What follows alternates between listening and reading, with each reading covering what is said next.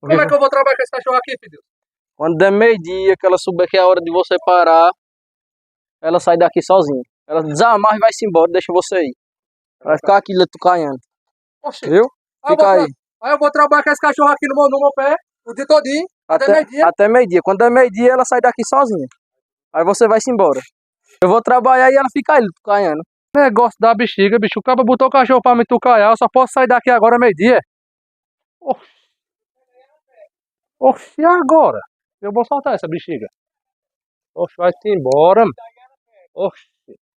Eu vou parar 11 horas, eu vou trabalhar até meio-dia, 11 horas eu paro. Vai-se embora. Vai-se embora, filho da bexiga.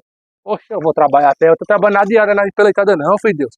Só vou trabalhar até 11 horas eu paro. E eu sou algum otário. Tem cabo que eu não sei não, tem cabo aqui que esse cabo é besta. Agora aí eu arrumei.